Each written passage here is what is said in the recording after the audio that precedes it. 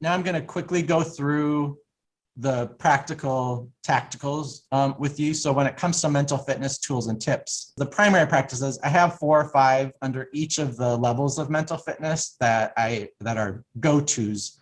So when you think of balance, you might think of feeling weighed down. You might think of an emotional release as having there's a weight off your shoulders. That's really a physiological sensation that you get from stress. And so trying to find balance, to be aware of your feelings, to be mindful about what's influencing your feelings, taking a break and breathing to calm and focus. Again, just as if somebody's going to knock you down, you want to kind of regain your stability. So taking that break to really assess yourself, to breathe, to calm your mind, to move your body, promote blood flow. So again, you can just get everything back in balance. You can get those neurochemicals kind of balancing out again. Journaling or talking about your thoughts and feelings is a great way to kind of take what is otherwise abstract noise in your head and kind of filter it and process it into words and articulated concepts that can help you process what you're feeling and what you're dealing with as well. So that's the benefit of journaling and talking. And then finding that healthful support and connection that can help you find balance.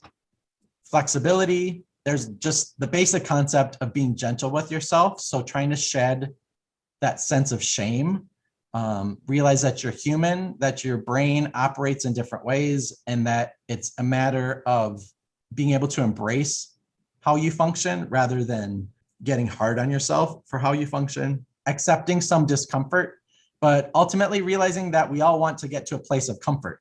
So again, like stretching, you stretch to the point where it's uncomfortable and then you release. You stretch to that point where you're just pushing yourself enough before the stress and neurological signals are painful, you release. So that discomfort is that area of stretching, but shouldn't get to the point of pain and stress. So practicing gratitude and forgiveness is a great way to kind of release that pressure and that tension as well. Playing and being creative, challenging your brain, challenging your mind in safe ways that aren't stressful. That's a way to practice and kind of gain that mental flexibility, engage your prefrontal cortex, and trying or learning something new. So anything you can do to reduce stress, engage your prefrontal cortex, and really exercise that part of your brain is part of flexibility. And then the importance of rest and recovery. With physical fitness, this is always one that people want to skip too. They want to go to the gym every day. They want results right now. And your body and your brain need time to recover. You need time to shed a bunch of neurochemicals that have built up during the day. That's the process of sleep. That's really a healthful benefit of sleep. Drinking water, again, rehydrating and flushing a lot of waste and byproduct.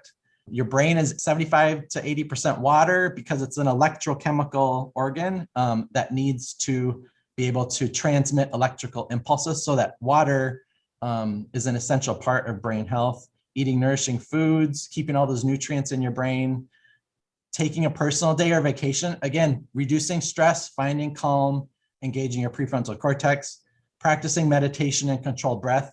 Again, the same thing, getting your brain to a healthful state where you can engage that prefrontal cortex and reduce cortisol in your system.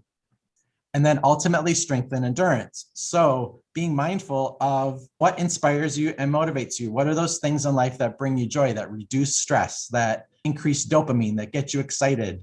Listening to uplifting music, that is a neurological response as well. If you have lyrics and melody and a beat that gets your heart rate up, that gets your blood flowing, that gets your prefrontal cortex engaged, that reduces stress, that's part of a strength and endurance practice that can get your motivation going as well. Practicing visualization is a way to reinforce those neural pathways. So just by thinking, so if you think about a roadmap and how you're going to get somewhere today, then when you get in the car, you are ready to go. So you can actually visualize and kind of engage those neural pathways before you actually engage in the activity. And that's kind of a way to warm up and to kind of build your motivation to reduce stress. So you're ready for that activity and you're not worried about it. So visualization is a really helpful tool as well. Knowing your limits, saying no to learn and to grow. I mean, That's really about, again, reducing stress, building confidence, being able to avoid those unhealthy influences or anything that's kind of putting excess stress on you. The ability to know that and say no is very empowering as a part of strength. And then rewarding your successes to reinforce and repeat those healthy behaviors. Thanks for watching, everyone. Be sure to like, subscribe, and share the 40 Fit video you just watched. In the meantime, exercise your mind.